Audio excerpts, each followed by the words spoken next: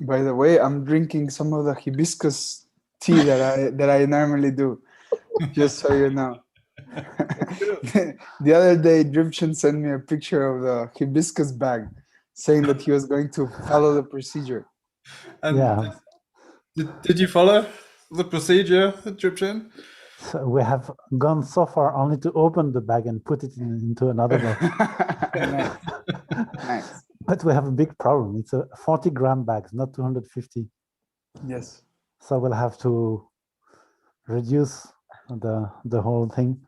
To be only one small glass of hibiscus tea. No, actually, you get quite a bit of concentrate. Okay. So, like, hibiscus goes like that in my house. So we make us so much because we drink it more than water, probably. So you'll have like a jar or two. So what is it good for? I'm not sure, but at least for me, it just tastes awesome. Okay. It's I mean, hibiscus has high levels of vitamin C as well, doesn't it? I think, and antioxidants and things like this. So, Cool, thanks, Greg. not an expert, but I don't know whether any of that survives when you sort of boil it For an hour. for an hour and make a concentrate out of it. It's okay, so I sent you a link about an interesting translation between Chinese and Spanish. Did you manage to read it? Yeah. Yeah. Let's have a look at that together for a moment. I'll share my screen. Where is it?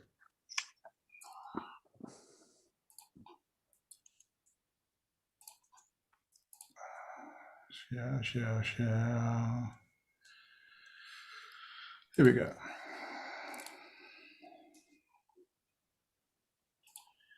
Oh, stupid adverts. So, yeah.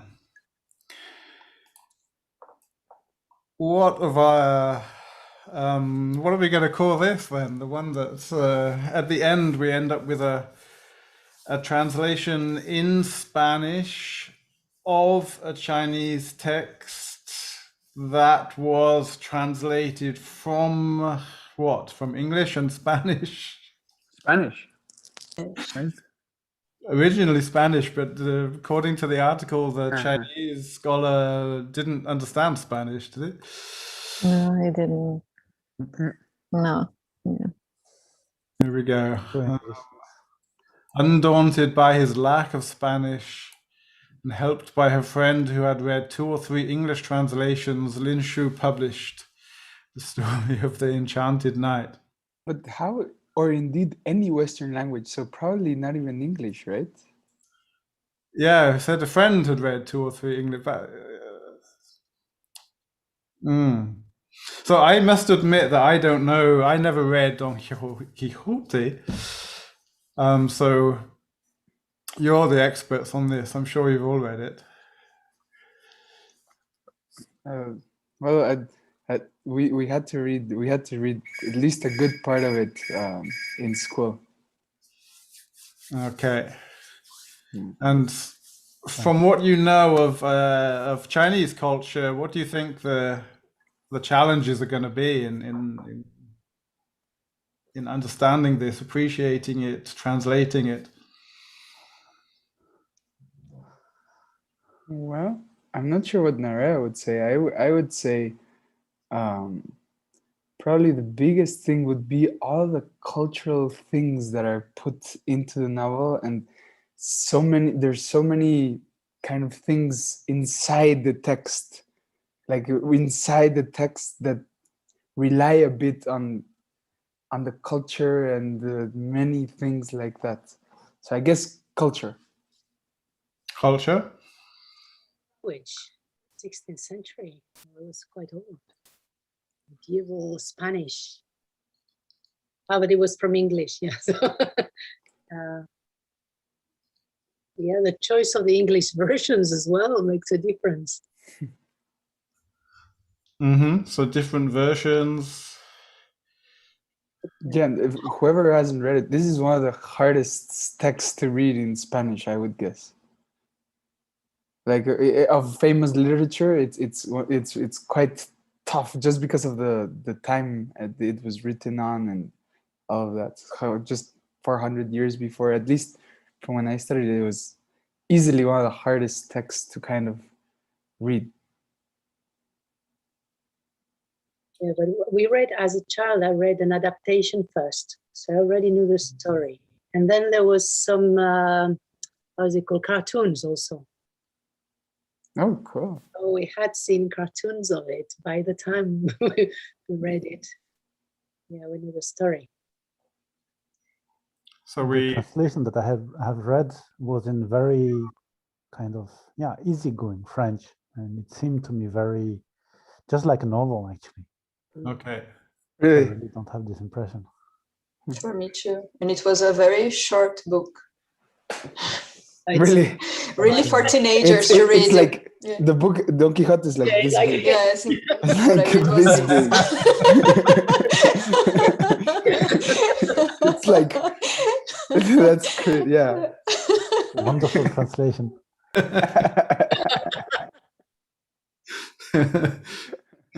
Does this picture of this man on the horse sort of correspond to your image of Don Quixote? Not at all. You know exactly. No, I'm joking. They have What are you translated thinking the of? nose. The what? Yeah, The nose is not a Chinese one. So the it's translation just is the nice. nose, just the nose. I love the hat and the bird on it. With a bird, right? Yeah. Is this an important feature of the Spanish original, the bird on the hat? He doesn't No, have the hat, he doesn't have a bird. though, and it's a helmet. It's Yeah, a it's a helmet. helmet. Yeah. In the original, there's no bird at all. Okay. Yeah. Okay. Well, Do you agree with this? very skinny. This statement here. Yeah. Don Quixote himself is a dignified, educated figure who reveres the past. No. He's not a ridiculous figure.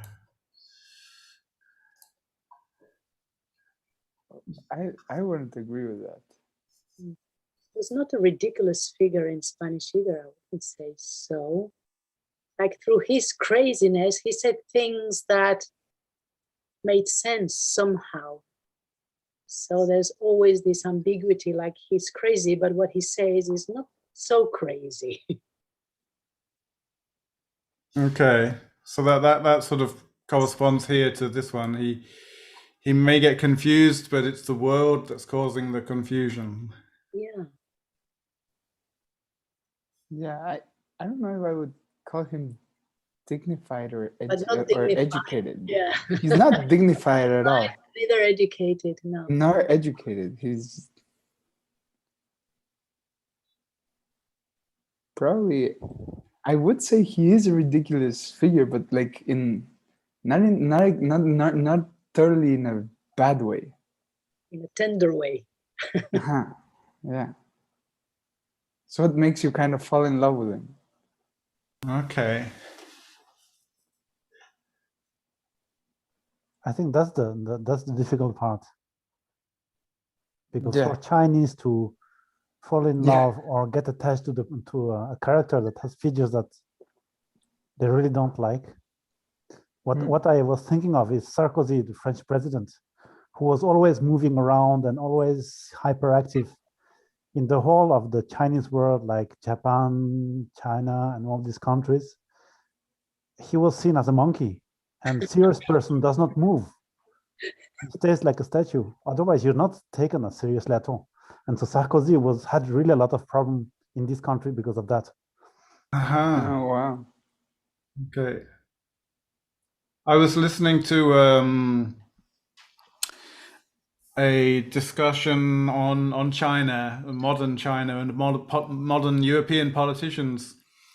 And for instance, when the British Prime Minister, I think it was David Cameron, when he went over to China, it was November, just coincidentally, and we have this sort of commemoration of the World War One with the poppies. The sort of these poppy fields, this we wear this poppy symbol to commemorate the dead. So it was that time of year, so of course they had these little poppies in their suits. It's like, in the lapel of the suit. And, but they were in China. And so immediately the Chinese were thinking the Opium Wars, because poppy is opium. So this symbol sort of just completely insulted the Chinese, and they wouldn't let the politicians come into they were in the entrance to the Great Hall where they were going to meet with the Premier of China, and they were like, no, you're not coming in wearing those poppies. Wow. And the British politicians were sort of like, well, we can't be on television. This will be, televised back to the UK. And if we're not wearing our poppies today, then we will be insulting our war veterans. And they were like, yeah, but you're insulting our, so it was a real, I think it took about an hour of diplomatic discussions before they could go into this building. Yeah. Thinking a little bit on what Drupchen was saying of how the difference between the Chinese and the Spanish culture would have had a difference, I think it really pops out when they talk about, can you go down on the difference between the texts? No, a little bit below, above, sorry, I think. There. Like you see, like, Don Quixote is less deluded, more learned. Sancho Panza, which is like also ridiculous, like more the disciple of the cured master than squire to the mad knight. And then instead of a priest trying to cure him, it's a doctor. And then instead of a peasant woman, it's the jade lady. It's like it's all the contrasts to kind of make it all like more puffed up and like beautiful and like a story that kids would love and things like that. I think that goes a lot with what Drupchen was saying. And do you think how are you going to, what steps can you build into a translation process to verify if this is necessary, because some of these changes might be necessary because the priest in one culture is going to be completely different to a priest in another culture, or a holy man. But changing the peasant woman to a jade lady may not be, might just be, I don't know, it might be too much of a change. But how are you going to decide this? I have no idea.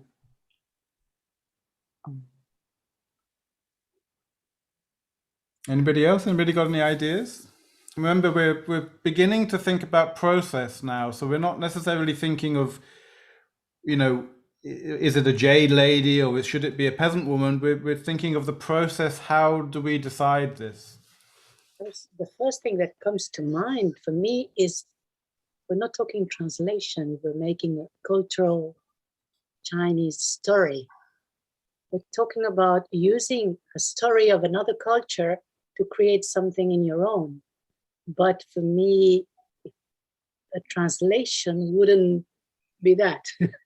That was my first thing, is if there's all these many changes and you adapt the story and you use it, but it's not a translation anymore.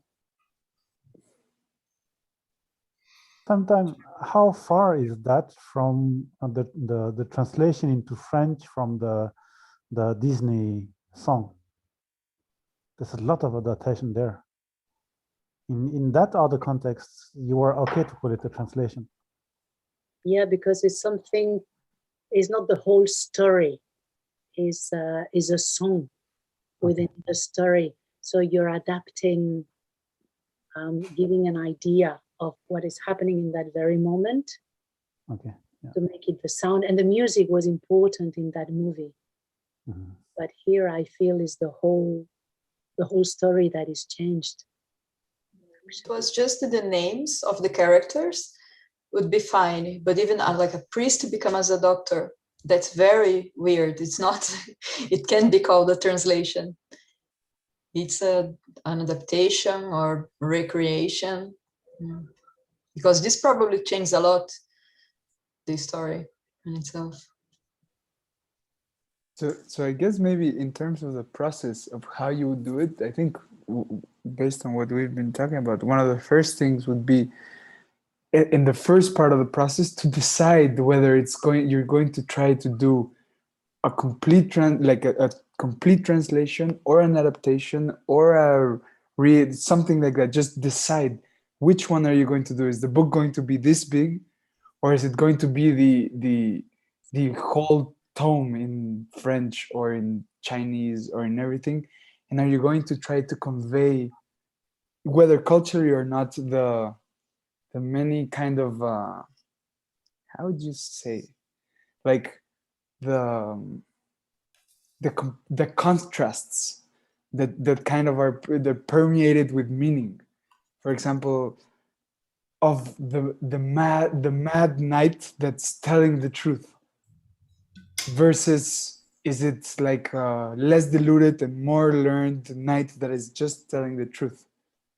So like deciding whether you're going to try to, at least for this part, the process would be to kind of first decide which are you going to do, and if you are going to try to do the translation, then first see which are the most important aspects of the meaning of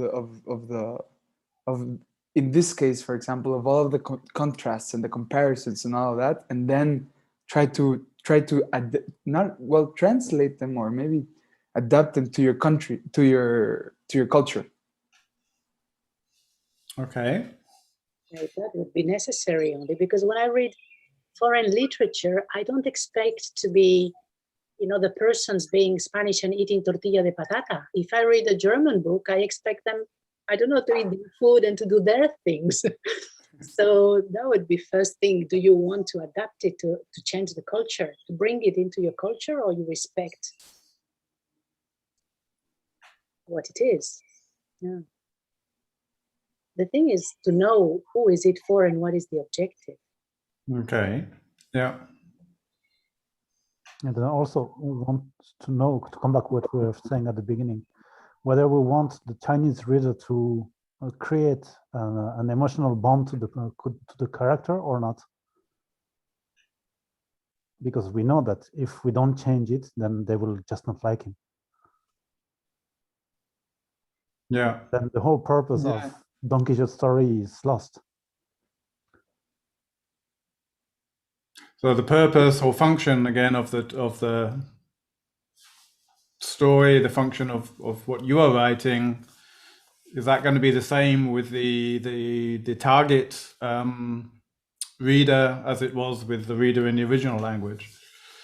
So we're still discussing as Santiago said, we have to be clear about our project brief, our project instructions, or our decision. How, what do we want to produce? So what is the process steps that you're going to build in to ensure that you stick with this? So you've decided maybe to produce a genuine translation. It's going to have Spanish food and Spanish animals and Spanish characters in it. Or you've decided you're going to produce a Chinese story based, an adaptation. These are both valid decisions. But while you are translating, how are you going to ensure that you keep doing that at every part of your translation that you're sort of obeying your original decision or instructions?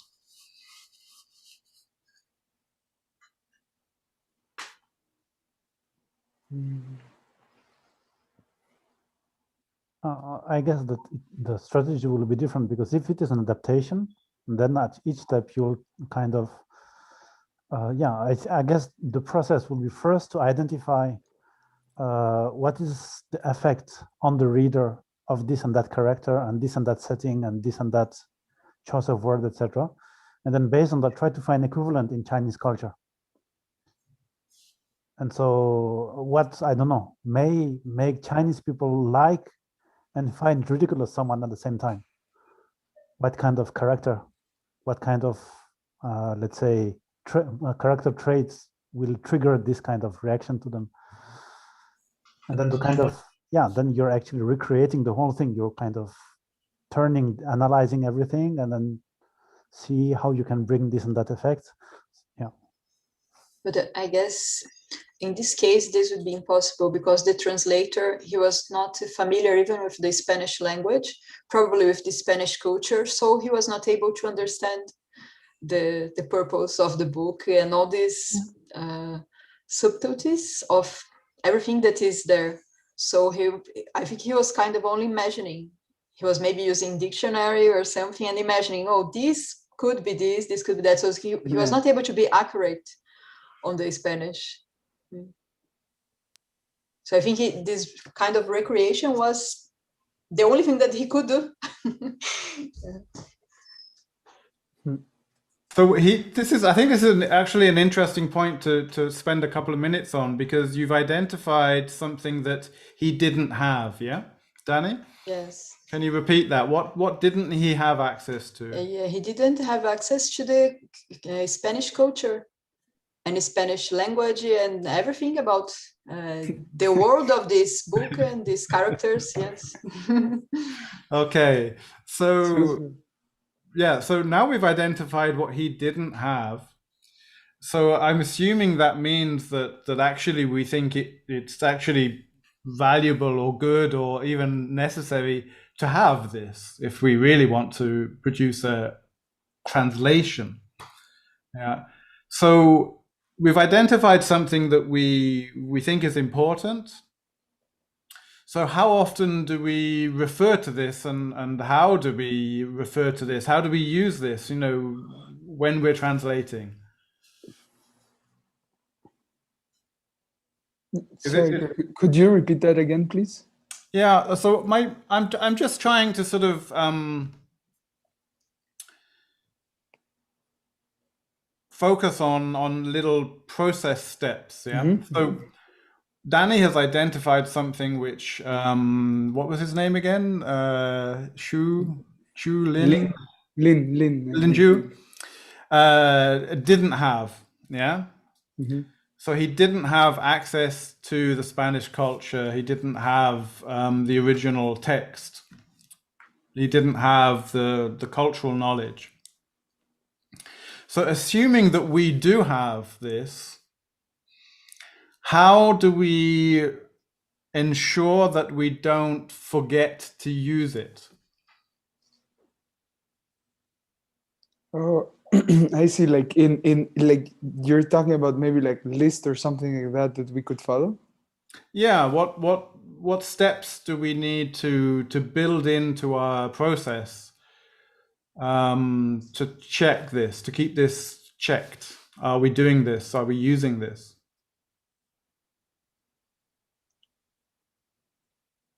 Well, the first thing that would come to mind for me at least would be first like identifying what are the things you need, and then putting myself like, okay, every time you do this much, you'll and it's reworked and refinished and everything, you'll go back, not thinking about how it sounds or how it, just checking these points. Like you'd be doing the translation, and on the side it's like, okay, you need to make sure that it sticks to the Spanish culture, that it has that you didn't somehow transform anything into another into something else. And then I just try to go down and see, well, did I did that or not in this part, and then go for another part and another part. Okay, so I'm going to repeat what I heard from you, because I think it's important. I heard that you're going to do a sort of accuracy check. So you're going to take a section that you've just drafted, and you're going to read through it, not caring about how well it flows or how beautiful it sounds, but you're going to focus on the accuracy of these points. Is that right? That would be my first guess of what I would do. Yeah. And then afterwards, presumably, there will be a later step in the process where you go through and you do care about the flow. So then you come back. Of course, or this step could be after you've already cared about the flow, or after you you could choose either or. Yeah. Does everyone agree that it's a useful thing to do to choose either or? So to make these separate reviews and revisions, now I'm going to do accuracy, now I'm going to do flow. Katerina, what do you think?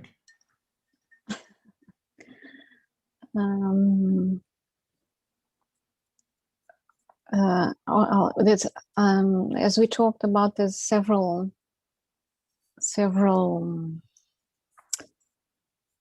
frameworks where we are working, right? Starting by the publisher, starting by the intention, starting by the background work. I think that what Danny was talking about was also the fact that there was no background work that he could have done, or if he did, we don't know, right? But when you're translating a book, in this case, we are dealing with a work which is a worldwide traditional and well-known piece of literature, right? It belongs to a certain kind of genre. So there's all this stuff that we can go through, and then when we get to the point of our own translation, then we already have a set of choices that probably, or non-choices that we are working in. So the flexibility that we have also depends on all these factors. But if you are thinking about if something is so different from your culture, because I don't know in China if they have a kind of picaresque. Is it picaresque, isn't it, Santiago and Nerea? This is a picaresque style, right? Genre. Yeah. I don't really know. Which is not which is. But I think it's connected to not the epic. The epic is very serious, right? It's very important, and the picaresque is something which is more. Drupa Conley would be picaresque. It's full of episodes, adventures, not really, the very high values of the epic. So I don't know if they have something of that in China. Maybe you could have worked on that to find to which degree it could be flexible. And maybe in our translations, we can also be more aware of how far can we go to see if things work or not. But then we also have other restraints, like the market we are working with, the publisher, etc. Oh yeah. I don't know. So if you've chosen this at the, you want to do this style, this picaresque style, or whatever it is, whatever your instructions or your intention,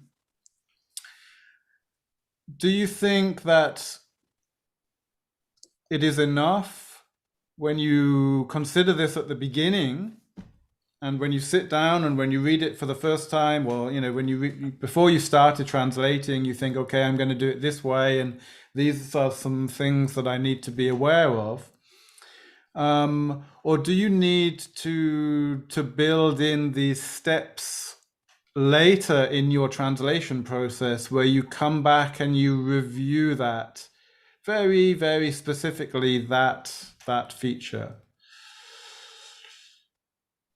I think I mean we are not naive from the beginning. I don't think we are. We are not naive, so we'll be aware of a lot of things before we start, and then probably we have to also have a certain openness. If I don't know, again, it depends on the work, right? The kind of work we're dealing. Yeah. I mean, if like we're, I mean, if it's a book, it's we talked about these other times, right? If we are working in an authoritative text, or if we are in a literary, where we have a bit of more freedom, I don't know. It depends, but I would keep a certain flexibility also a bit. But I don't know. To tell you the truth, from now, I don't have experience enough to tell you. But I would be a bit open if I could. The other day we were working on that piece of poem, the Saravasi, the wasn't it the Drupchen, the goddess of. Yeah, and so how did you do during that time? Did you come back to what I explained to you from how the Indian metaphors are working when you are translating? Yes, yes, and of course my first contact was to do that, or just make a first literal translation and keep going? No, we did it, and I was we had a metaphor which had to do with the bees, and there was another animal another verse with the deer. So, and I at first when we were seeing that, I thought maybe it's not so usual in our culture, Western culture, to speak about the eyes as bees. And so I thought, let me see if I can make a cultural adaptation to this. And then, but there was another verse with a deer. What I thought is, if I change the bee, I have to change the deer. It didn't work. So for me, it didn't work at the end to change. So I kept the bee and the deer. And I adapted the language as much to create the sense that we might connect, but not. But this is an example how even with a certain openness, the openness doesn't mean that we can actually do it, change something. Like in this case, yeah. So when you were adapting from the bee to something else, were you thinking about how a Portuguese? What were you thinking when you were choosing that? I was thinking about our own literature, Western literature and poetry, where we don't use so much the bee, the moving eyes of the bee. So I thought maybe we use more the almonds or other things, or your eyes are like a lagoon or like whatever. But it didn't work because then I would have to change the deer. Yes. So where is the deer and the bee in the same bit of text? No, they are not. not. The deer come later? It's another verse, but for me it didn't make sense to change the bee for an almond or for a whatever, and keep the deer, because the deer was okay for us. I mean, the metaphor was more or less, but again, I thought maybe if I change the one animal, I will have to change the other one. But that's it. I mean, it's maybe another person would change it. I don't know, but so when you were making this adaptation, you didn't think about what the reader is going to understand from your change. You didn't think about how actually this bee is perceived by a Tibetan reader or Sanskrit reader. You just try to find an equivalent that would that would depict the eyes in our cultures, right? No, we had a sense. We had the sense of what the metaphor of the bee meant there, because the bees were moving. So for them, the bees were had a particular movement. At the time, you said the bee was kind of black, which is because for us the bees are yellow and black, and it didn't make sense for us to have eyes like yellow and black. But Drupchen said that the bee was much more black too, instead of being in stripes.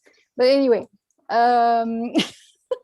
so when you talk about putting the almonds for the eyes, then it doesn't fit.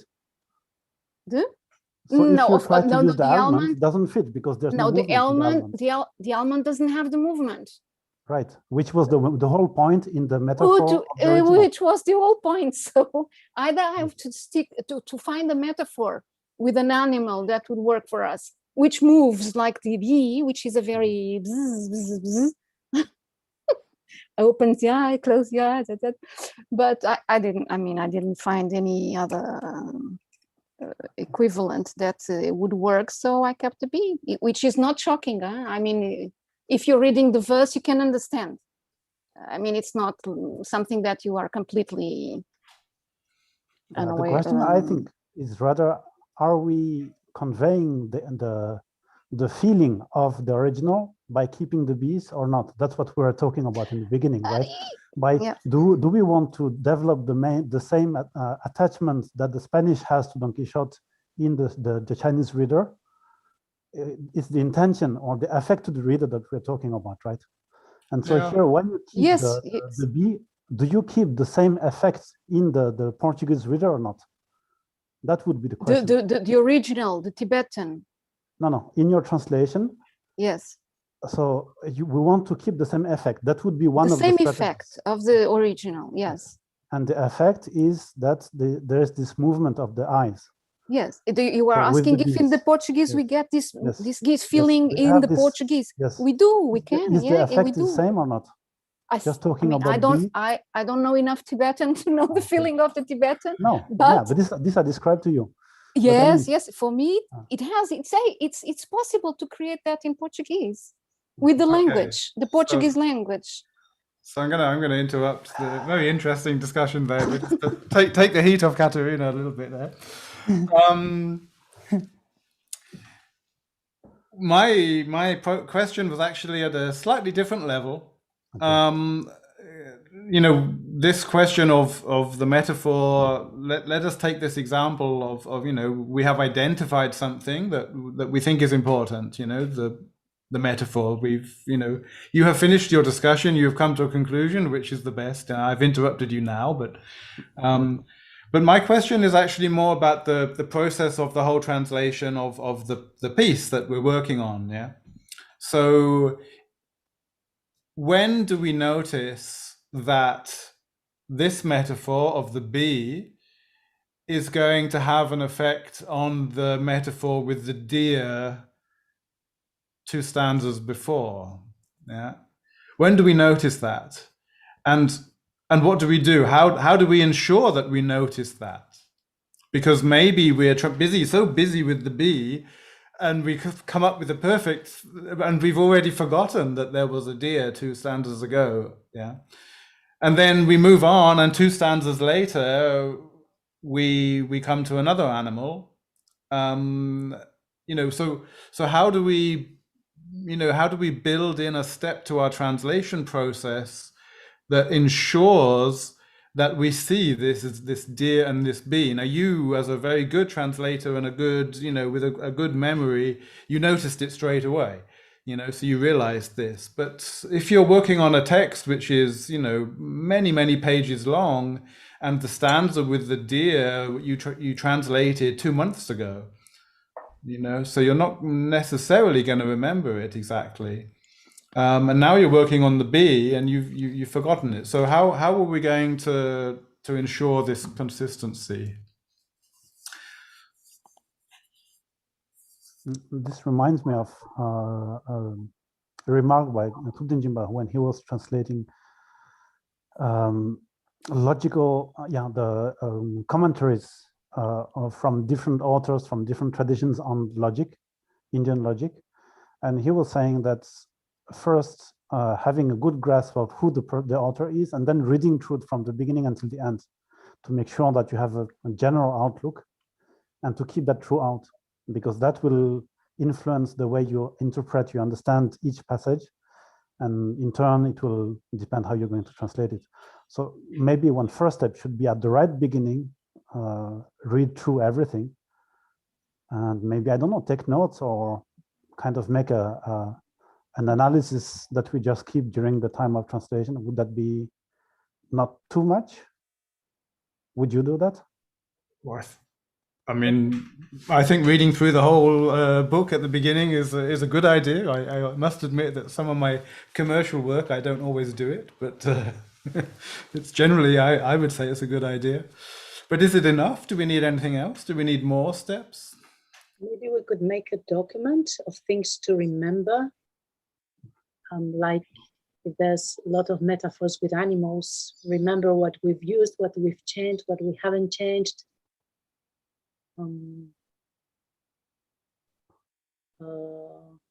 Maybe to note what we've changed, to kind of keep a consistency, what we adapt, what we don't, the choices we make, like key choices,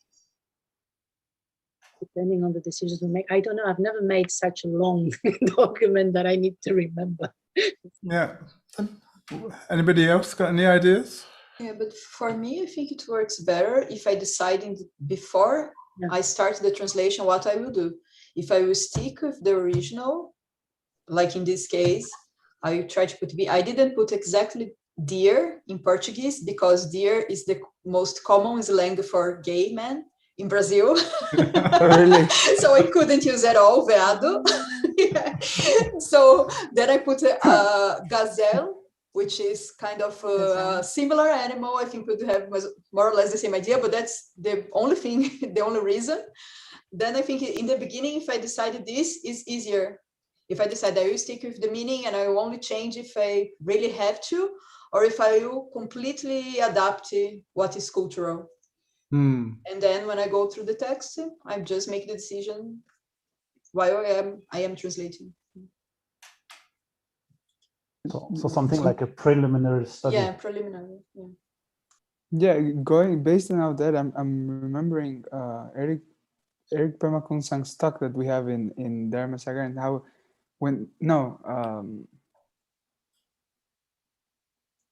or the video, or yeah, I think the video that we saw, the video that we saw, not the talk is in a couple of weeks, but the video that we saw, that he was talking about how like he reads it over and over and over again before even starting, like that he reads it again and again and again. And he said I think he even said like once you know every single word in Tibetan and all of that, and I think he meant like you know the meaning, you know I think implied in there was that you know to the best of your abilities like what is like the structure, I think that could be implied, and so that at least I would basing on that, what I would do is in the process I would first, like Danny said as well, like decide what you're going to do, which part are you going to do, and then do the preliminary study where you read it like a couple of times. Maybe if you miss the B in the first time, in the second you already know about the deer, so maybe it's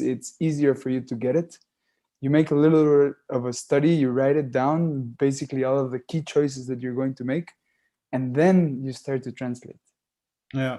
I remember when we were working on, I think it was Danny's biography, you know, we started without really reading the whole text. We just sort of started straight in, start typing, and there were lots of references to different religions.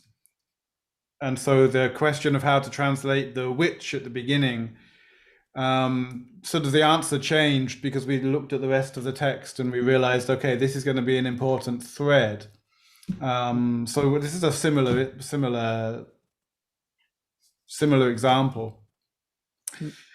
I think, I mean, I fully agree with your ideas of at the beginning, you know, how much you want to do is your own, depends on your own, the way your brain works, you know, how many times you want to read through something, how many words you want to look up in a dictionary before you even start translating, all of this, you know, what you're talking about now.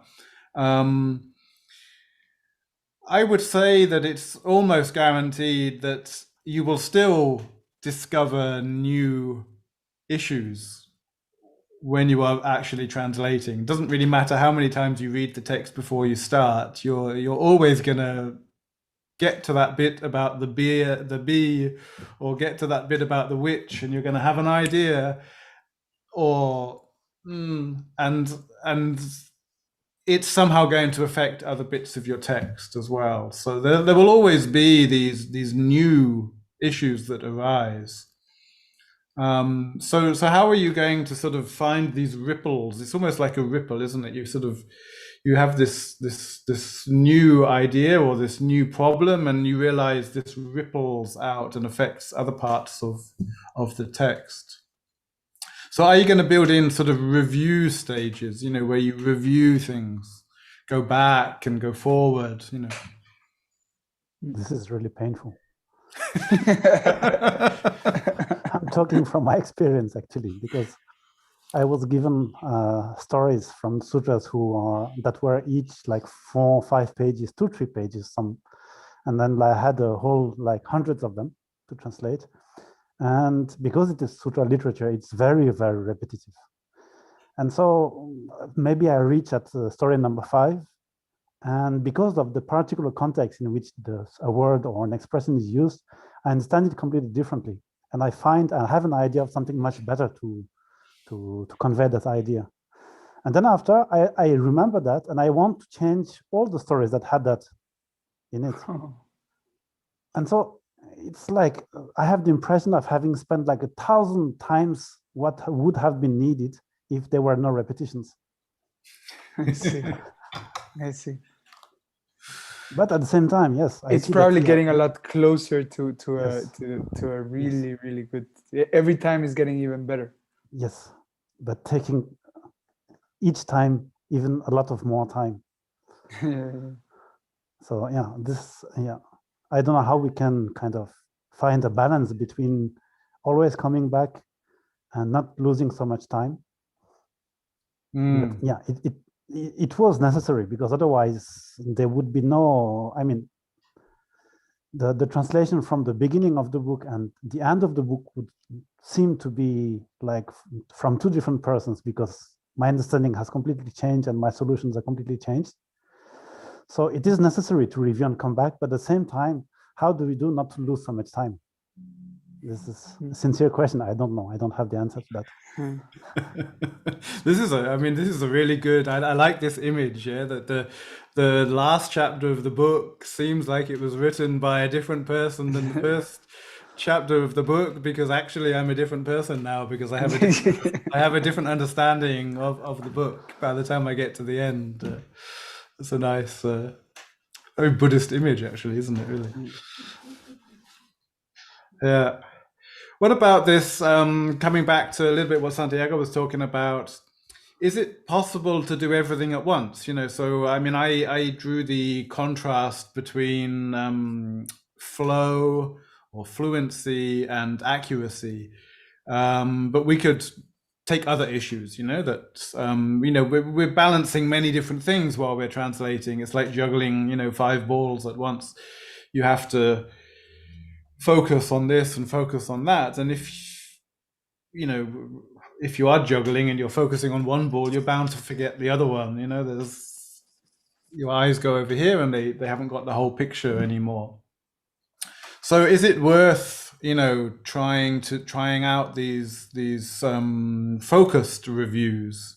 So now I'm going to review focusing on accuracy, now I'm going to review focusing on flow, now I'm going to review focusing on the cultural aspects, something like this. At least for me, I don't think I could do it in one go. My mind, I don't think just works that way. Sorry, Nara. No, the same as you. I don't think I don't have that just capacity that to look everything at once. I think I could make it a lot better if one go I just focus on one thing, ignore everything else, and then another go I focus on another thing and ignore everything else. And then at the end, of course, you do need a sense of, is everything in there and how balanced is it?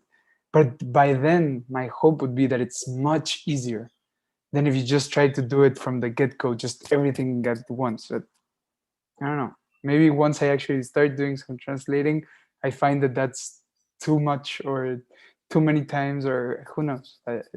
Just my guess. Nerea, you were saying? I feel like him, exactly. Yeah, like I do different focus on different things, like just names, or make a choice and check that all the names are according to the choice. And because as you go, sometimes you forget. So yeah, focus on specific things, or just the sentence is grammatically correct or not, and then how they link. And Yeah. I do that too. Like in what we're doing in the Manjushri praise, there's once I finish one thing and then I go, okay, how does it flow? And I go through the different paragraphs and I try to see if it flows or not, and like things like that. Yeah, and it's true that for me also when I do the literal translation, first I try to keep as close to the Tibetan as possible. So the source text, whether it's Tibetan, any other language wouldn't really matter. And then afterwards, I try to see if it sounds natural or not. And then at that point, I might change the place of parts of the sentences, etc. So it looks like also that I'm kind of, if I analyze my own process, it looks like I'm doing also sequentially.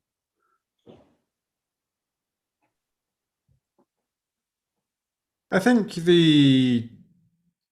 some of these reviews don't need to take as much time as we may think they're going to take. If we are focusing on one thing, then maybe that review will be quite quick, because we won't find many bees and deers or whatever it is we're looking for. There'll only be a few.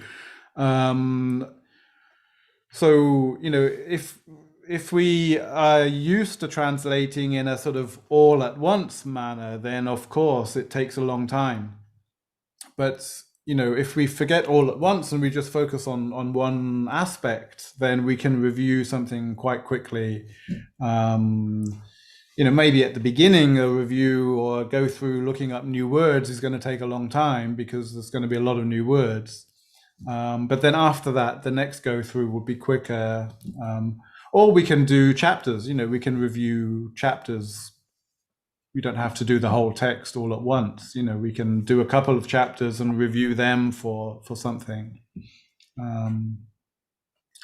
But I think this is worth trying out. I think one of the things that doing a training course, as you are, for these years doing, one of the things which I really recommend, if that hasn't, if it's not already your understanding of what you're doing, is to try out new ways of doing things, because we all think we know what we're doing. We became a translator because we can translate and we have an ability, and it's but if we try out a new way of doing something, we might discover, this is useful. We might discover this is not my character. I don't like being this structured, or I don't like, I can't do this. As soon as I look at the text, I'm focusing on whatever, so it might not be something that we can do, but we can try it out. That's what these couple of years are about, trying out new ways, new processes, new insights. So I would like to take a break now. It's a little bit earlier than sometimes, but I'm going to take a longer break. So I'm going to give you, let's say 25 minutes. So we can take a break make sure you go away from the screen for a few minutes at least, make yourself a cup of tea. But also I want you to open up a document. I've created a folder for today's session in the Google Drive. And I want you to open up a document and write down a process, your translation process, that you're going to try out now for whatever you're working on at the moment. So try to make some steps in this process that we've been talking about, what you're going to do at the beginning and what you're going to do as a sort of review process, and just try to think about that for this 25 minutes or this 15 minutes, and then we'll have a look at it together after the break. Okay? All right. So it's 25 past now, so we'll meet at 50, whatever that hour it is. Yeah. Wherever you are. Normally I just put it on my phone, the number of minutes. I don't want to think about the time. Okay. Because then I get confused. So I just put it on my phone. Then we're good. Okay. So see you back then.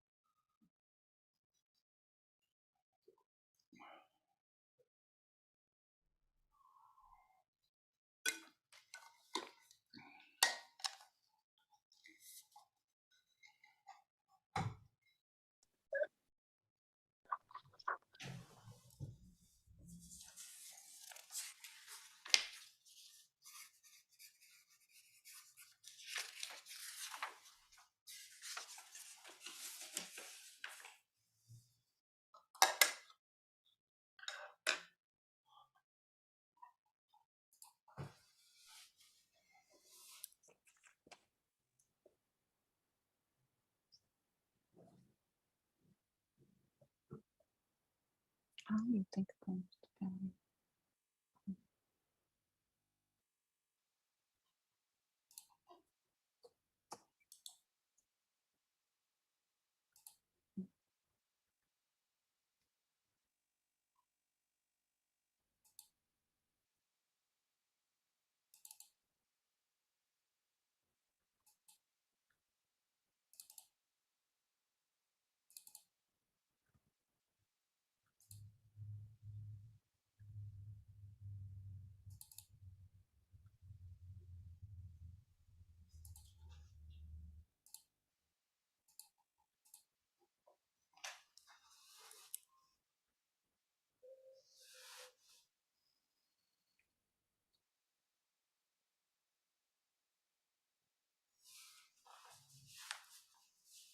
Okay.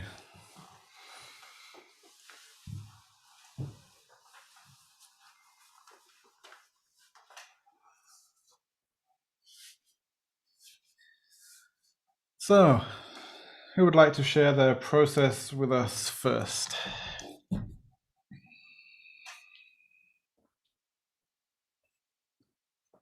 Nerea, have you got an idea? Yes, I'm sorry, I'm still the Pen and paper, that's good. Okay. I'll write it down in the computer, but I'm still that generation that take notes to think. Yeah, I have my notes here too.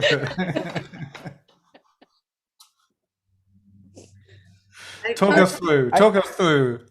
I find it much more visual to be able to do arrows and things, and I haven't discovered the way to do that in the computer properly. No, I agree with you completely. I'm the same. And writing with a pen, I feel, is different when I think. Nice. So, No, my university notes I wrote on paper, and in the library of the university, they had a very nice sort of photocopier scanner machine, huge thing, and so I could just put all the papers, all my notes, just scan them all in, and so I have them all sort of just as scans because same issue. I find I write differently. In the computer, I have to make sentences or almost, but when I handwrite, it's very short and just symbols and signs. But anyway, the working process. So I've decided, I've been trying to remember what I do in the little things I've done. But first thing to note is it's very different if I think of a language I know very well, a language I don't understand so well. So the process changes actually. Not only the time you dedicate to things, but the steps are different. Shortened very much, or like squeezed, or need to be expanded in more steps. But the first thing before starting, I would have to clarify the objective of the translation, the purpose of the translation. Who is it for? Or what is it for? Are we talking translation, adaptation, all the things we've been talking earlier? And then based upon that, take the decisions, make choices, check with the commander. Check with the commander. That's nice. I should write that down too. Before you start working, check with them is okay, what you think. And then I would read the document, the whole document, and I would write down, first of all, the research that needs to be made before. Who is the author? What is the context? What is the text about? Do I need to know more about certain things? Eventually, I will notice some passages that could be difficult or that would require research also about a specific topic. So I would go and take a look at all that. And once all that research is prepared, the preliminary research, then I would think about preparing a document, first like a document where I decide what words I translate how if there's a little bit of technical vocabulary or things like that. The glossary. And the glossary. But I see that as two things. The glossary is where you explain the word, but then the options you could have, or, you know, not like a final glossary. And what is the context in which I translate the word, in what way? Okay. Remember later, like in this context, I translated it like this. But this I wouldn't do for, you know, French, English, Spanish. I was thinking Tibetan. Okay. Interesting, because I think I would remember probably. And depending on the length of the text is also very, very different. And then concerning the process of translation, or decipher. What I call deciphering is reading the sentence, making sure I understand the words, making sure I understand the meaning of the sentence. So check the words that I don't know, or the words I'm unsure of, or the words that can change, can have different meanings. And then write in my target language a sentence that is as close as possible as the source language. But you see, I do this in Tibetan because I don't get the meaning straight away. But in the other languages, I would just process the sentence, the meaning, and write it in the other language, because I get the meaning much more directly. Whereas in Tibetan, we have this middle step where we have to write in a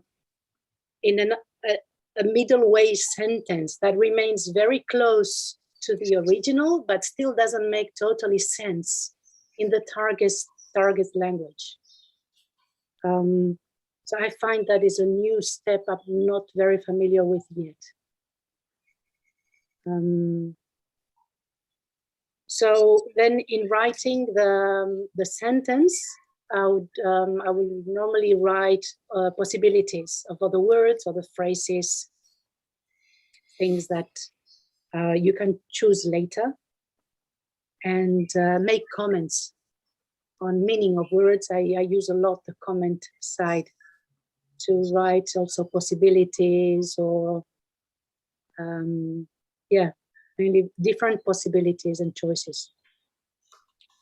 And then after a few sentences, I would read the paragraph, and the first reading is check the accuracy, that I'm saying exactly the same, that I'm keeping the meaning, that I don't forget words.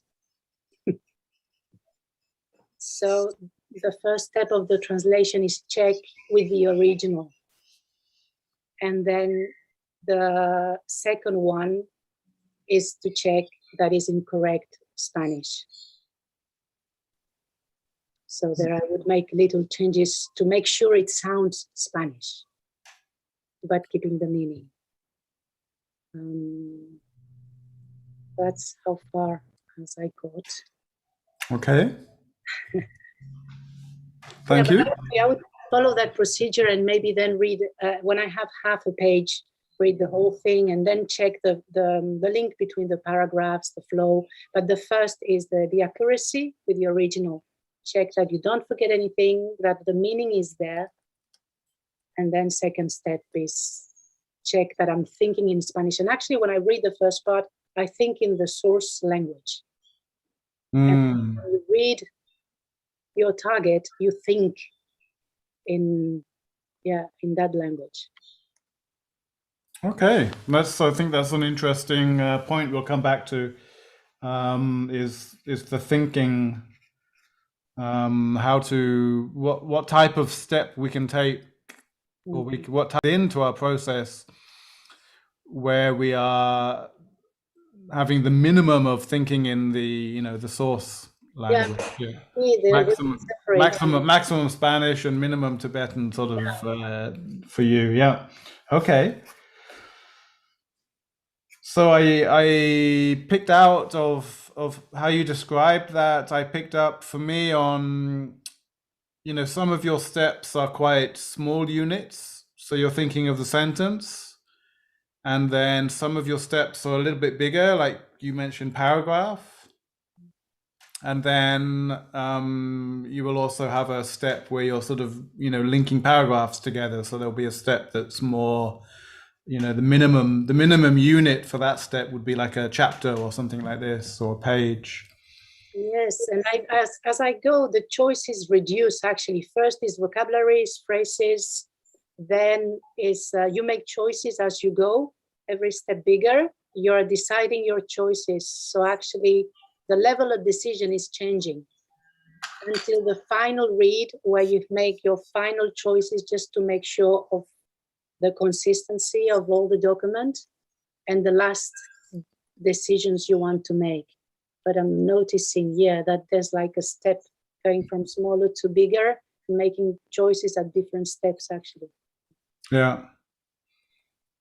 Okay, thank you. So who goes next?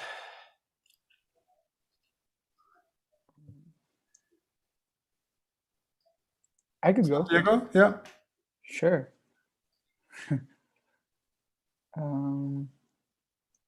Remind me what time it is where you are?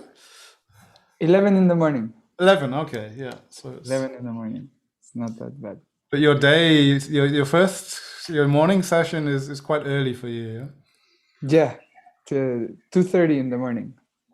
Wow. Yeah. But here I put the steps that I did, and this is the caveat is that I've very little experience translating, but at least of what we've been doing for now, this is how I put it. So yeah, I think this is, you know, again, this is also important for all of us. You know, we have different levels of experience. And so the processes we need at the beginning of our translation career might be different. You know, it might be more detailed.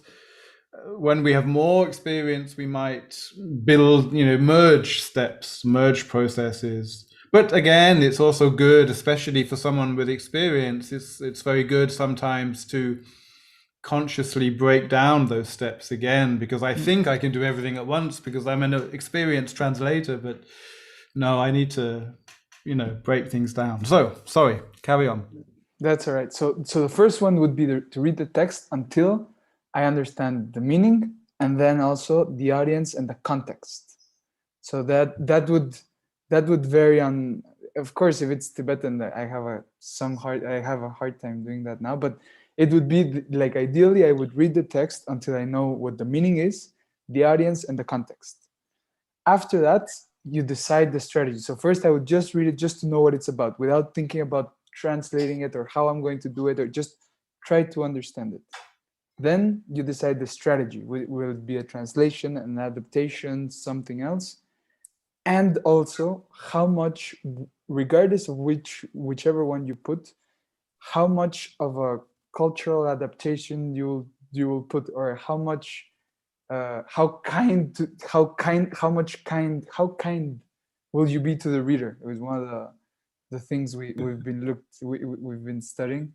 Okay. So once I've decided that, I would do a literal version, and I would do that part by parts, which is focusing on the meaning, on that every word that is on the source language is on the source text is on the target text. So that the meaning of every word is there, regardless of how it looks, how it flows, how it feels. So I translate each part by parts. I'm not sure how I would separate them, but just by part, just so that it's not in one go. So in one part, I would translate it, check that the literal meaning is there, check that the strategy that I put in this part is there, and then going back to Drupshan's Guardian, I would loop. So then I loop until the part is correct, or I feel it's good enough to continue. And then I would do that the whole way down before even doing the second version. So once you have all the meaning, the strategy, and the literal meaning there, then after that, then I would start on the communicative version. Normally, I think a little bit before, I would have put this literal version and the communicative version, doing them by parts. But I think maybe now I would like to try later doing it this way, just so that you have at least translated the first part, your first version completely, before you start working with the flow and the everything else, which is a little bit more complex. So I would try to do that. And then with the communicative version, this would not be in parts, it'd just be the whole thing. And then you check the meaning versus the flow, and then the accuracy of the strategy. So you're checking the accuracy of the strategy 2 times. Okay. In both parts. So that's it. Great. Okay. I don't think I have any questions. Let's move on. We'll come back and we'll sort of look at them all together, but let's move on to the next person. First of all, I think that's, yeah, I have nothing to say, nothing particularly. This looks good. That's all right. Danny, what about yours?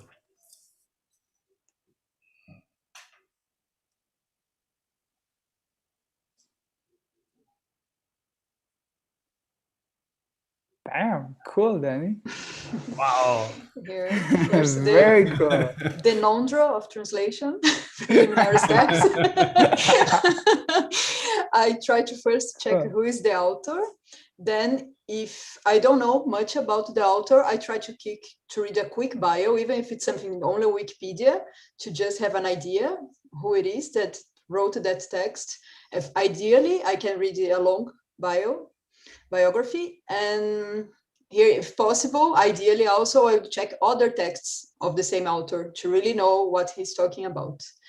Then I quickly read the text just to get a gist of it. I will not have I will really study the text before. Maybe I'm wrong, but that's what I do. I have to be honest. But in this stage, if I see something that it is problematic, that I don't understand, or if it is weird, then I already try to highlight.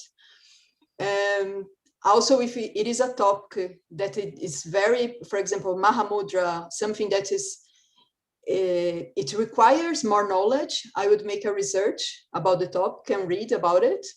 Then I started the translation. And while translating here, I started making a very literal translation without thinking much about the beauty of the text. Only it is readable Portuguese. And then whenever I have doubts, I mark these parts and try to immediately, these parts which I have doubts, I try to immediately make questions to other translators or to Alama about their choices for specific terms, and also about their understanding of a given passage if I have doubt. And when I encounter something that wouldn't make sense in the target language, for example, cultural references, I would also highlight that passage. I make it literal and I highlight that passage so I can spend more time on it after I finish the whole text. And then after finish the text, the first version, I go back to the difficult passages and read again the original text.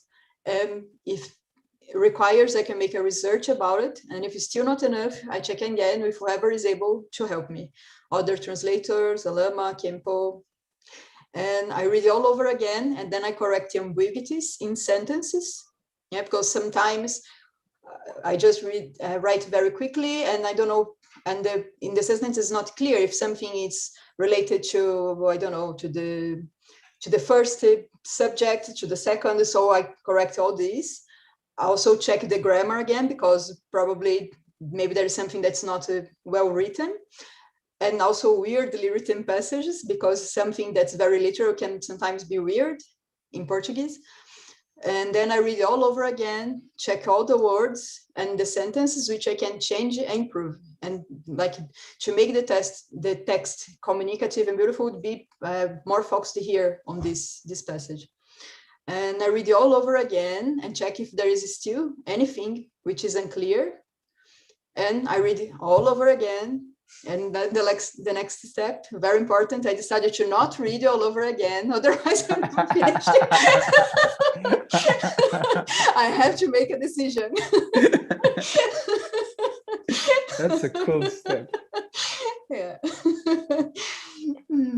That's I think Dripchen has the programming expertise. We have to. How do you say this in programming? You have to build an exit out of the loop or something. Yeah. A break. Exactly. A break? Yes, you have to write break to go out. Sometimes it's the most difficult Exact. step. A break in the loop. Okay. Yeah. Yeah. Wow, that looks really impressive. Yeah. Yeah. Very cool. Okay. And Katarina.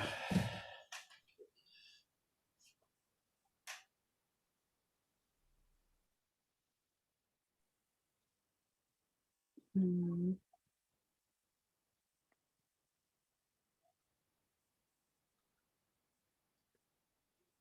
Um,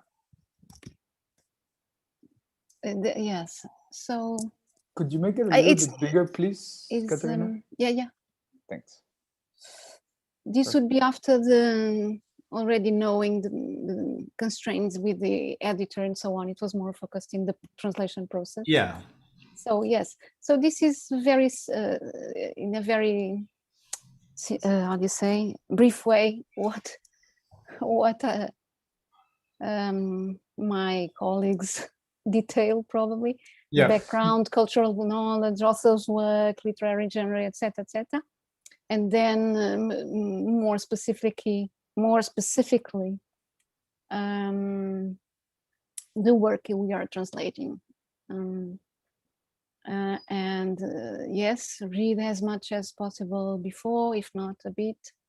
Following the tone of the language and keeping as close as possible to the meaning. Note the problems, formal ones, other ones like intention or at the level of content. Try to solve them as one goes, if not, return to them later on. After finishing the first section or the first version, you could say, allow time to pass before going back to it. This for me is important because what I realized in my few works that I've done, which were actually not to Portuguese, were actually into English, which is not my native language. What happens is that sometimes sentences go with a mental, like a Portuguese structure. So, and what I realized in that is that sometimes I spot things, but I don't spot them all. And after a second reading or a third reading, I spot things that I haven't realized before. So it's important to allow time to pass. If it's possible, if it's not possible, then it also depends of our own constraints, right? Yeah.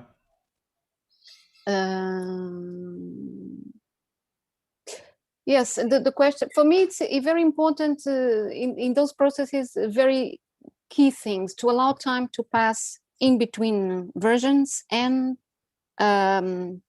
to have a good feel of the author, to read the kind of language. Sometimes because what I've done is were theoretical translations. It's quite important to read authors that either the author or sometimes other authors that have this kind of language. Like if you are translating a piece which is a more philosophical piece, it's good to read the philosophical text in order to get the feel of that kind of language and to be embedded in that kind of language. Yeah. Great. I think that's very valuable advice.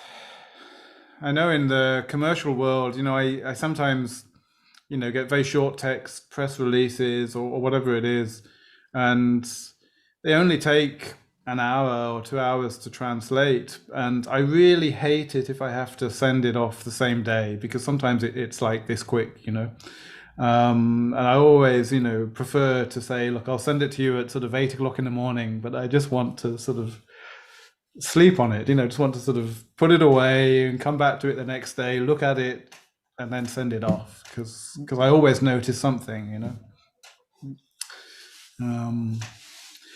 Okay, I'm gonna skip over Jupren's now, because I want to move on to something else quickly. But I have 2 little tasks for you related to this for your homework for next time. So after the lesson, please ensure that you put these documents that you've just showed us up in the Google Drive, so that the other people, your colleagues, can look at them and access them.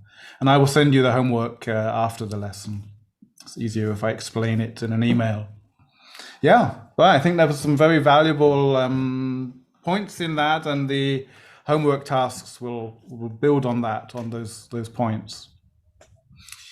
Now we have about half an hour left, and I just want to change topic and have a quick look at the chapter of the book that you finished reading, and we'll start by doing the little multiple choice test.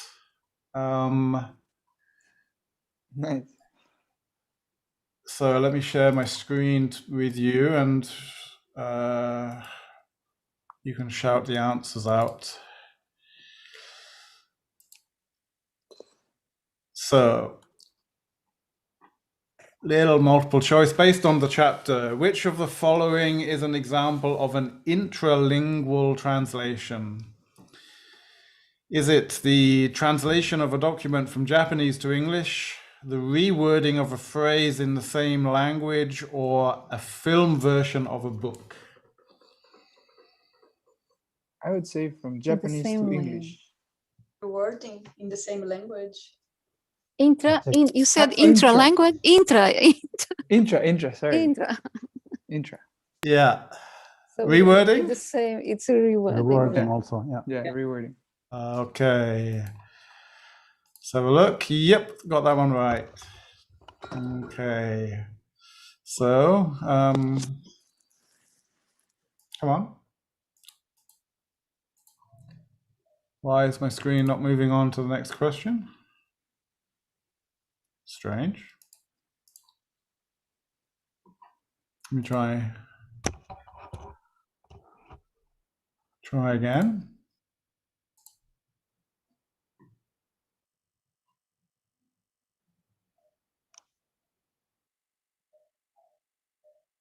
Ah, it looks better.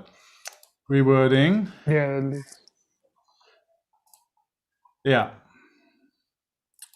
Okay. Now we have an interlingual.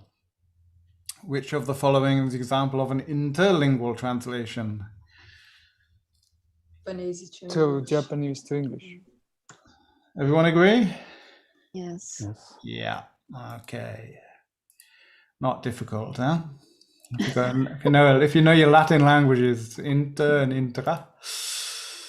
Now we have an intersemiotic translation. That's the We weird. have Or the last the third option. Okay. It was very difficult. So since this was actually just the one that wasn't before, why? What does it mean? Why is this correct? We have inter, which we agreed means systems. It's different systems of signs. So a film is a film, a book is a book. One is a verbal object, the other is an audiovisual object. Okay, so we're going from the book, which was sort of written, to the visual film or the audio-visual. Different system of signs. Katerina has a very good answer to that one. Brilliant. Okay. Have you read Saussure? Just a minute. Just a minute, because linguistics is really for me like the trauma that you try to forget. Okay, so who proposed the map of the field of translation studies? James Holmes, I think. Yes. Yes, James Holmes. Holmes. Great. Not to Sherlock. James Holmes. And now, what are the two elements of pure translation studies? Theoretical and applied, theoretical and descriptive, or general and partial? Pure. I think Theoretical and theoretical and applied. applied, right? And descriptive. Descriptive and theoretical. Katharina's looking in the I book. took a note. I took a note. You took notes. I took, Nice. how do you say in English when you do these Sure. little things that you take to this? Take notes, yeah. No, not Oh, no. doodle, You go doodling. to a test. Go to a test and you have it hidden. The Oh, paper. cheat sheet. A cheat sheet. Tick chip. Cheat sheet. Well, in Mexico, Cheat well, in the US, we call it cheat sheet. Okay. They call Yeah, I think in English we have different terms depending whether you're British, American. There's Yeah. different Mm. cheat sheet or a crib sheet, things like this. So, what are we going to go for? Well, for the The cheat mid- sheet answer. The second. Okay, so it's not this one. It's not applied because basically Where- pure and applied are the opposites, or not opposites, the complements. Pure and applied together make up the. So the parts of pure are theoretical and descriptive. What do they mean then? What's the difference between theoretical and descriptive?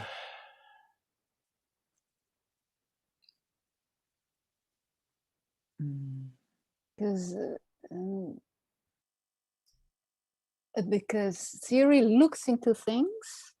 I mean, it's the root of the word. Looks into things, while descriptive describes the processes and the functions, etc. While theoretical goes into the nature, into the principle of things. Wasn't it that theoretical was just more general?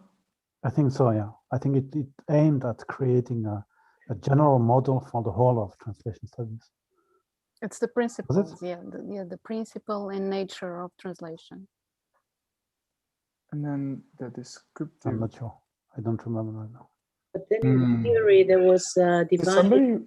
Does somebody remember some examples of the descriptive ones? Like because I remember it was theoretical and then general and something, and then can we look? Is it okay to look, Craig?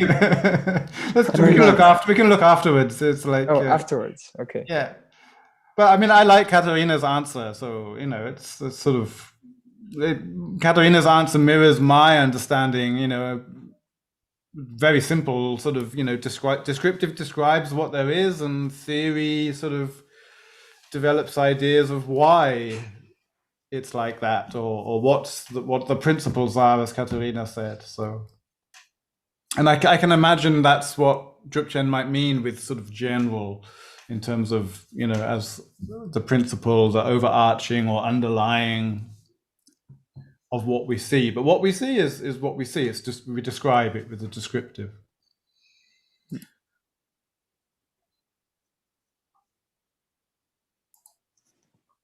So now we move on to the applied translation studies. In this particular map, we have 3 elements. Which ones are they? I think it was the third one. Teaching methods, testing techniques, and I don't know why I remember curriculum design. That I thought, It was further down in the map. I think that the curriculum design was the first one. It is a focus on the last part. Yeah. So it is the other. I would take the first one. You think the first one, Drupchen? Yeah. Training, aids, and criticism? Yeah. Yes. Those are the first branches. I think, it's the first. Okay, let's click on the first one and see what happens. Yeah. Nice. So the ones that Santiago pointed out are more, sort of about how to teach translation studies. So it's part of, or how to teach translation. So it's a part of translator training, which is in the first one.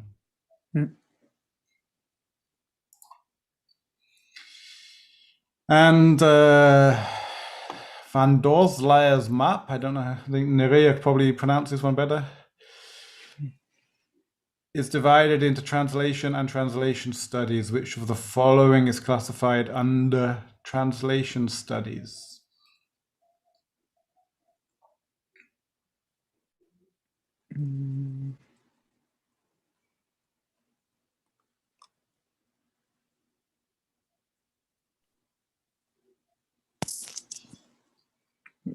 Theories make sense. I'm not sure.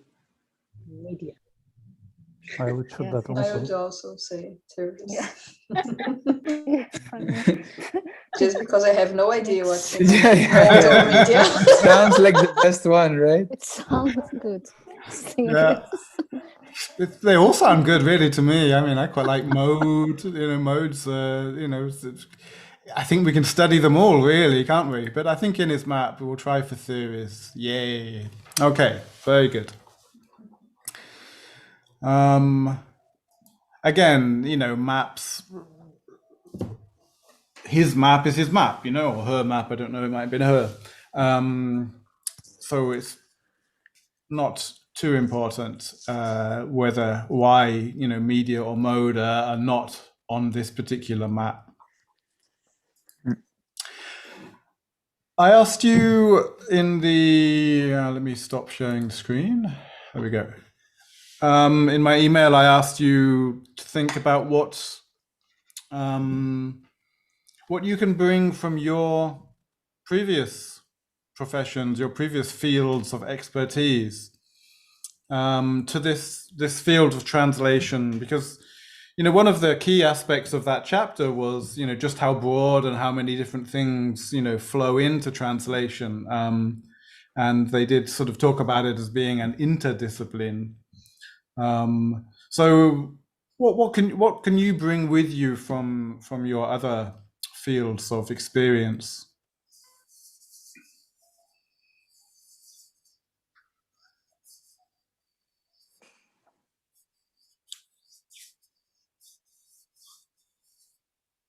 Drupchen, start us off. Well, I think two things. First, since we're, at least for the translation that I have been doing, I have been translating from Tibetan. So having studied in a traditional context helps me understand the subject matter. So that's what I can bring from there. And then linguistics is all these theories and this kind of way of analyzing what the process is and everything that is happening, to break it down into smaller bits and then have a more detailed overview of what is happening when we're translating. Okay. And Katarina? Well, I was thinking about, I never studied adaptation in terms of film, but because I was connected to cinema for a while in several functions. But anyway, I was thinking about how different these things are, like literature and film, but cinema has always been connected to literature in very different ways. First of all, because cinema tried to follow the footsteps of literature in order to gain more status. But at the beginning, cinema was silent, actually. So it didn't rely on language, verbal language. You had to create your own system. But the interrelation between literature and film kept on going for a long time. And people keep on saying, when they see a film and when they see and they will read a book which is adapted to cinema, they always keep comparing it, and it's not comparable. So I brought, I was just opening a book of a theorist, French theorist, who talks about these things, Cerceau, And he was actually referring to the adaptation of literature to cinema as a practice, not something that you can conceptualize. And so he was saying that in fact what is happening is that it's a practice where two languages and arts converge. So that's that's what Oh, can you say that again, please? I actually had I thought about this yesterday because there was a very archaeological anecdote about this like 20 years ago about these two ships. One is showing film and the other was showing a book, and each of them is saying, oh, I prefer this thing that I'm eating, and the other one says, oh, I prefer this paper that I'm eating. So this is a joke of precisely this thing that people keep on comparing and which is not comparable. Not comparable. Yeah. Definitely. I think we have a mini presentation sometime from Katarina, because I think this is extremely relevant. So be prepared. I'm going to ask you to expand on that one day. No, I don't. I really no, I really. But the case of cinema literature, it's a good case of something you. Yeah. We're talking about intersemiotic stuff. Yeah. No, I mean, I'm also really interested in this intersemiotic aspect of it all. And you know, my master's, I looked in one module. I looked at graphic novels and visual narrative, and how this functions. Not using the words, because obviously graphic novels and comics, they have words in them as well, but how the sort of the scenes are related to each other, how the closure works, and how you look into the past because there's a little bubble with a picture in that's from the past, all this sort of stuff. So I really like all of this as well. So I'd love to hear more from Katarina. We'll come back to that. That's really, because it's very, very relevant. We've all, I think, you know, most of you today have mentioned this, you know, about comparing, not comparing, but about, you know, the translation from one culture to another. And if they're not comparable, or if they are comparable, that's an interesting aspect. Okay, what about Danny? What can you bring from your previous fields?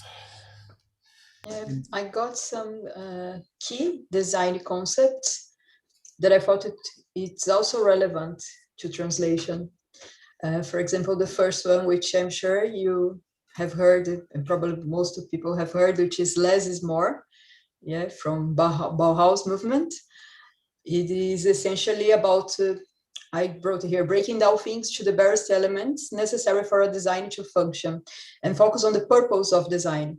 So I think in translation, we can have that translating all the content, keeping as simple as possible for the text to be readable and correct, and focus on the purpose of the text and focus on the purpose of each specific phrase instead of getting lost in only wanting to adorn and embellish the text. I think that's this less is more is very important for us. And this doesn't mean to not write things in a beautiful way or to not do design in a beautiful way, which people sometimes make a confusion about this. The second thing is design which is customer oriented, which is a design that's based on the wants and needs and challenges of the customer, which in our case, we would think about the wants and needs and challenges of the reader. So always write, always translate, thinking about the reader. And we have to ask ourselves, will the reader be able to quickly and fully understand what I am writing? Are these words that I am using too difficult or too elitist or even too far from the actual meaning? Am I making choices of words based only on my own personal preference?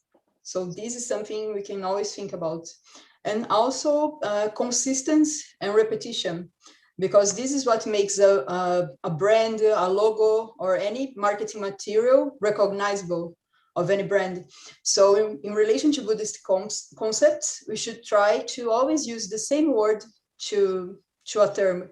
we shouldn't vary. Of course, several translators will find several solutions, but if you are writing a text, and for example, we have the word klesha, if we use in one paragraph klesha, in another afflictive emotions, and then the later obscurations, because you think you have to write that, this will not work for the reader. Yeah, he will be lost, he won't know. So if you have this repetition, klesha, klesha, klesha, klesha, then it's more comfortable. Even if the klesha is not a word in our language, if it's something that is meant for beginners, you make a footnote in the first time, then the reader will know other times. So I think these three concepts, it's very usable for translation as well. Wow. I mean, I don't think I know anything about design as such, you know, so I'm impressed, yeah, because it does seem extremely relevant, yeah. Thank you. Next, who we got next? Santiago? Well, I guess in both of the things that I studied, you could probably find something. In psychology, I think it could be quite apparent. There's, at least for me, the most interesting part is the process of, like, the mental processes of a translator. What goes through your mind? What biases do you do? What don't you do? And all of that. And then regarding finance, I think actually there could be a really interesting point of just developing certain systems of measurement that are not specifically the same as in finance or whatever, but just the emphasis on certain kinds of systems of measurement that can help translators understand either certain amounts of feedback or of what's working and what's not.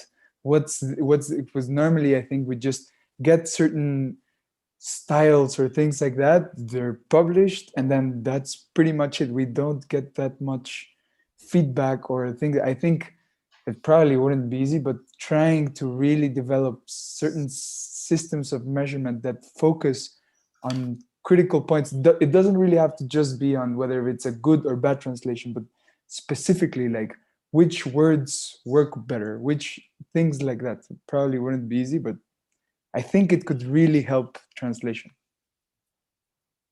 Wow, yeah. Could talk about that for another half an hour, couldn't we? Like how that might work. But going back to the psychology as well, I think I instantly was thinking, when you said about the biases in our mind, I was instantly thinking about what we were talking about earlier, you know, sort of trying to avoid one bias by doing a specific type of review and focusing on one thing, you know, to keep out one bias by having a clear focus as we go through. Something like that. Okay, we've got lots of possibilities for future presentations. Nerea, what about you? My past life is so far behind.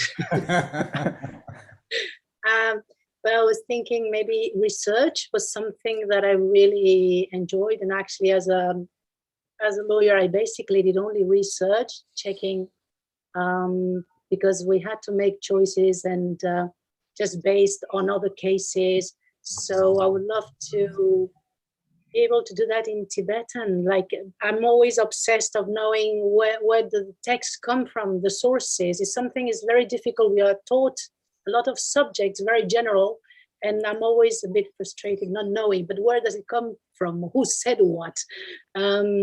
And I feel everything remains a little bit like general in the air is the lineage, but I want to know exactly, you know. And so I would like to know how to research, and the habits I had of looking or finding text in the legal area, maybe try to bring it into the Tibetan and try to know exactly, have a map in your mind of where things are placed in terms of time and types of texts, and have that a lot more clear and know where to search when you're looking for something. So I hope I could use that, but right now I feel a bit frustrated, not knowing, not reading enough, not having access actually to sources for research. I've been finding these days. Okay. Drupchen, that would be something with the TBRC and resources like that, wouldn't it? Definitely, yes. Yeah, it is. Yeah, what is being developed right now.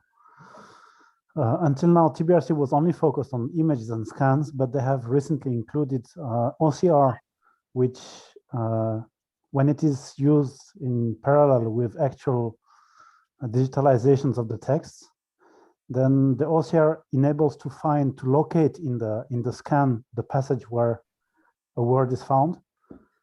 And so putting that and the digitized version both together, because the OCR is not accurate, there's always mistakes of recognition.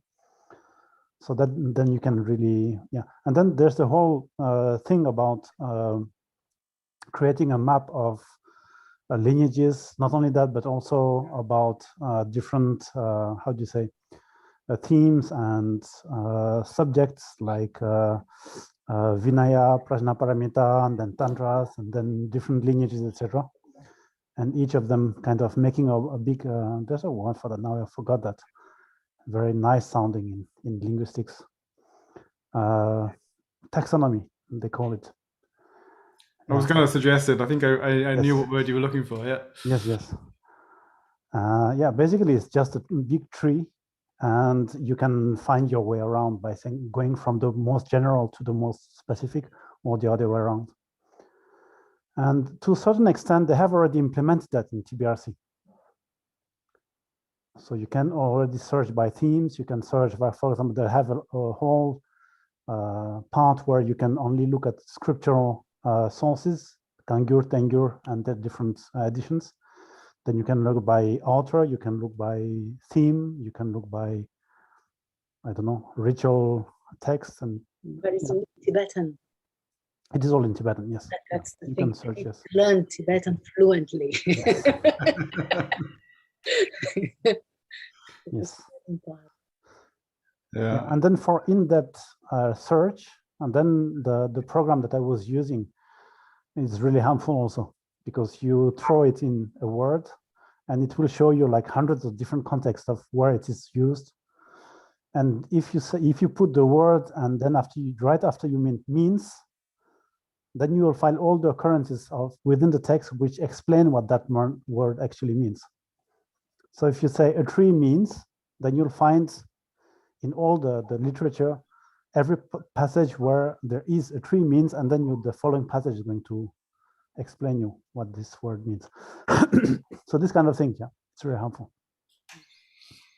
It already exists, but only in Tibetan.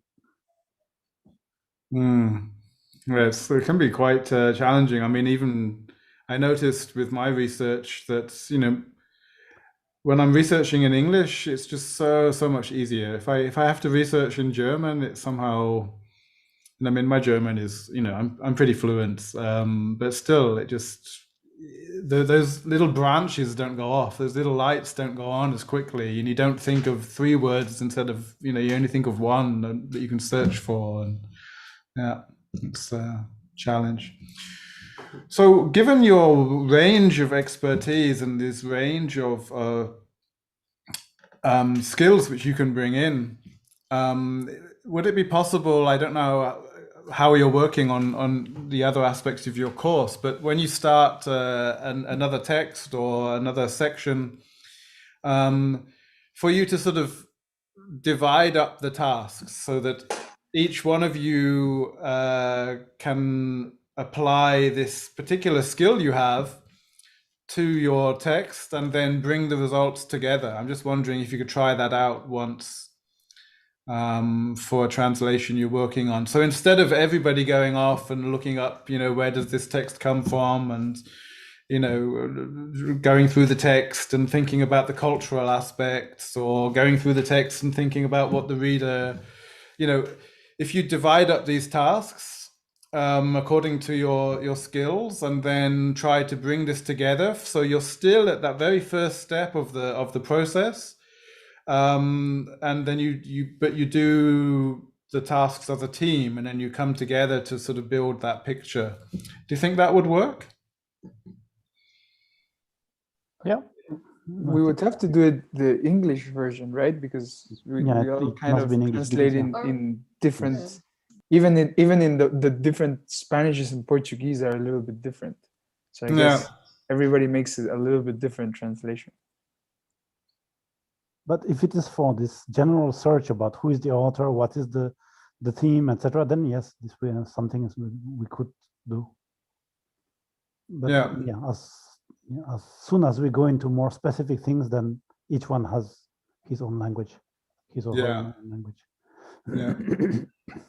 Or could But at least try to do something in pairs, to Spanish and to Portuguese.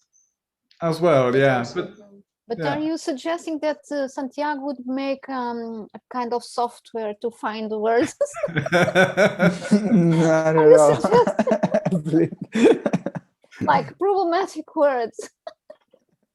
No, I'm just thinking, I'm just wondering, sort of just to practice a little bit of teamwork and to practice a little bit of sort of identifying tasks, which, obviously later and in normally we do them as one person. Yeah, I do all of this. You've all written your processes, and at the beginning of each of your processes was something like this. But I was just thinking it might be interesting for the next text that you work with to do that first sort of pre-translation stage as a team. Mm-hmm. Bear that in mind, and then we can talk about it again if it works or if it doesn't work. I don't know, because I don't know exactly how you work on your texts. Okay, that's enough for today. Do you have any questions? Anything to add? Anything that hasn't been said? Okay, then I will send you an email. Actually, we haven't talked again about the transcreation. I don't know if we are going to talk about it in another time, another chapter. Does it come in another? What was your question exactly? I know, because I've never really went into, and what I saw in Google was that it was much used in areas such as marketing and things like that. So it was a concept that came up with the how do you call advertising, or did it exist before that, or? Yeah, I certainly I immediately associate this term with advertising. Nerea's nodding her head as well, so she must be familiar with it as well. But certainly in the commercial world that I work in, the transcreation is used in marketing and advertising. So I would be hard-pressed to clearly differentiate between a transcreation and an adaptation. I would have to look in the book and see how they do that, how they define that, because I'm not, for me, it's possibly transcreation is some specific type of adaptation.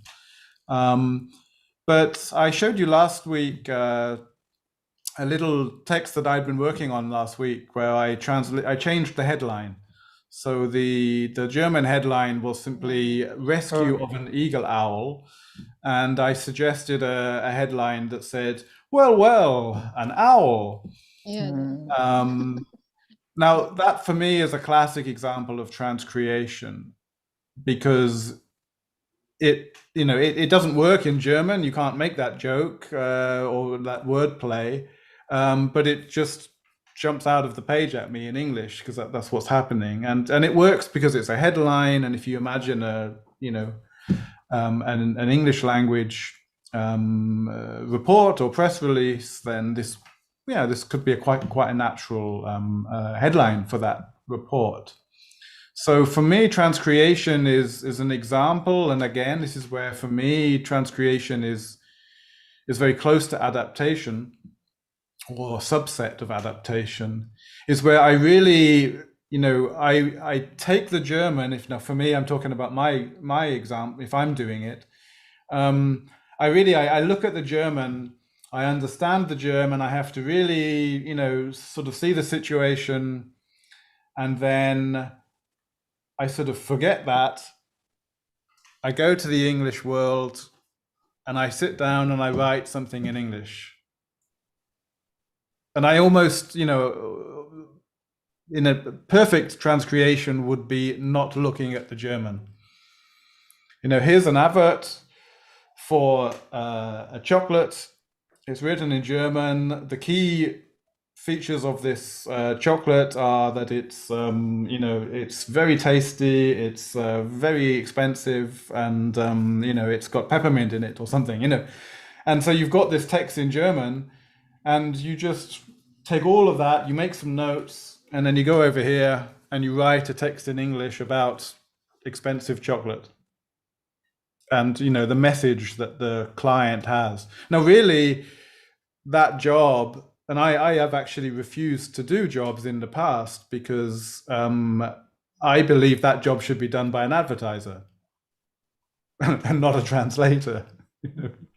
Because they're paying me some small amount of money as a translator, whereas really they should be paying an advertiser a large amount of money to do that job. So why should I be paid a small amount of money to do a very skilled job, of advertising? And I don't live in the UK, or I haven't spent enough time in the UK. I'm not a trained advertiser, so why should I do that?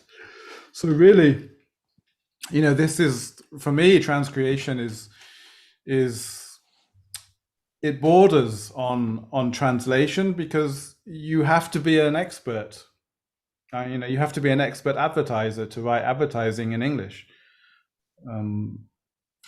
But you have to know what the German said. So it's sort of, you need to be a translator as well, or you need to understand German, or you need to have someone who describes that, the client brief in detail for you. So does that answer your question?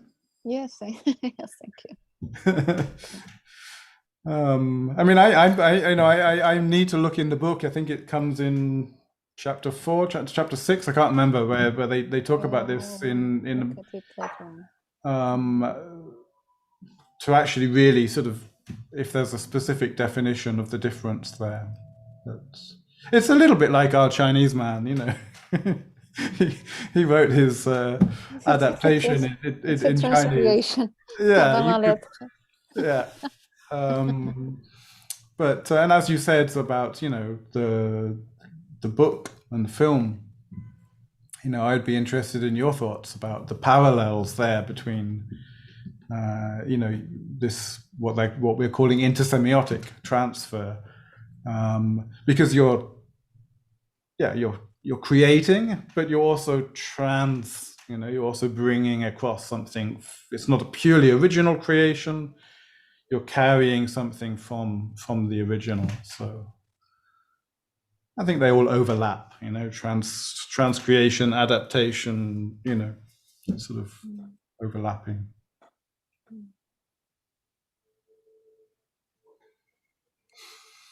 Okay, over to you, Drupchen, I think.